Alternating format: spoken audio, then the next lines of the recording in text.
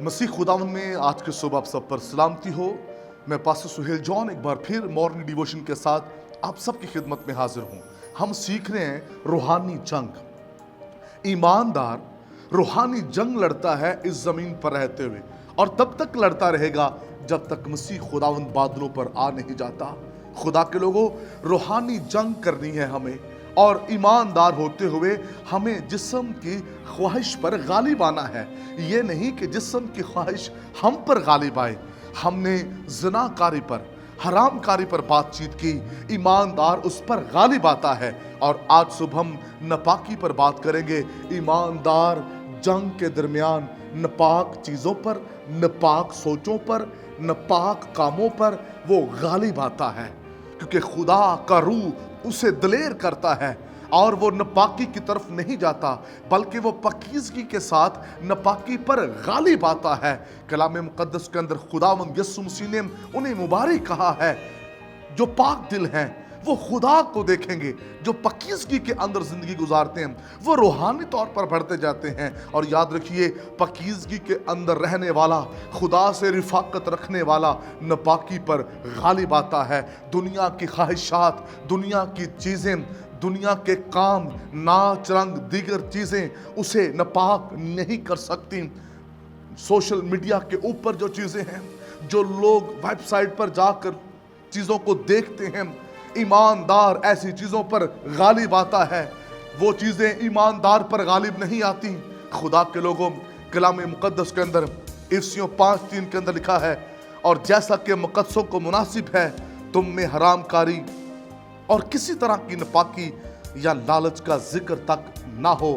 ईमानदार खुदा के लोग रूहुल कुद्स से भरे हुए, उनमें नापाकी का जिक्र तक नहीं होना चाहिए।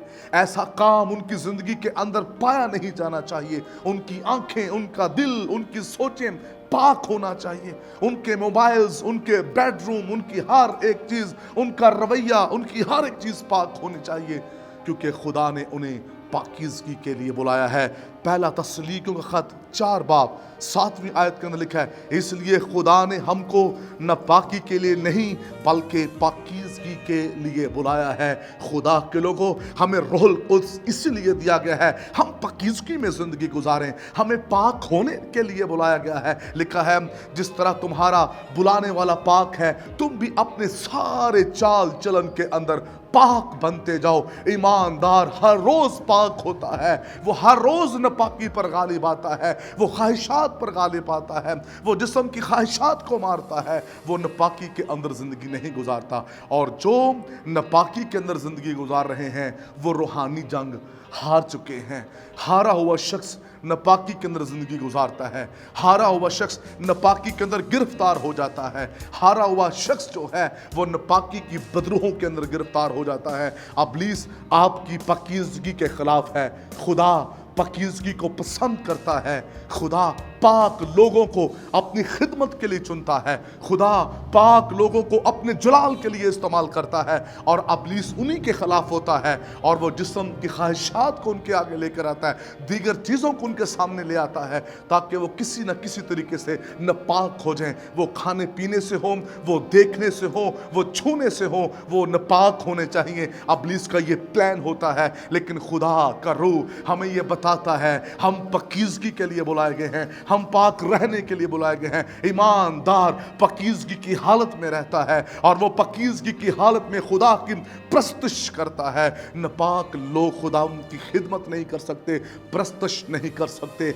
जब दाऊद ने गुनाह किया, खुदा ने उसे रोक दिया। उसने खून भी किया, उसने गुनाह भी किया। खुदा ने कहा तू मेरा घर बनाने ना पाएगा। खुदा हमारे विजन को स्टॉप कर देता है, खिदमत को रोक देता है। याद रखिए, हम नाकाम उस वक्त होते हैं जब नापाकी के अंदर जिंदगी गुजार रहे होते हैं। आइए खुदा के लोगों, आज की सुबह पाकीज़गी के अंदर जिंदगी गुजारे। आइए पाक हो जाए। खुदावंद यीशु मसीह ने कहा, जो चीज़ें इंसान के अंदर से निकलती हैं वो उसे नापाक करती हैं। हरामकारी, ज़नाकारियाँ, लालच, दीगर चीज़ें इंसान के अंदर से निकलती हैं और वो उसे नापाक करती हैं। अपने अंदर झांकिए, देखिए कहीं ये चीज़ें हमारे अंदर तो नहीं हैं। क्या इस गुनाह की हालत में हम रूहानी जंग तो नहीं कर रहे? अगर कर रहे हैं तो बुरे तरीके से नाकाम हो जाएंगे। आइए पाकीज़गी के साथ आगे बढ़ें और खुदा के फजल से ममूर होकर उसके नाम को जला दें। खुदा इस कलाम के वसीला से आपको बरकत दे। मेहरबान बुजुर्ग आसमानी बाप, दुआ करते हैं कलाम सुनने वाले बरकत पाएं और पाकीज़गी में ज़िंदगी गुजारें और जलाल आपके कादिर नाम को मिले। यीशु नाम में।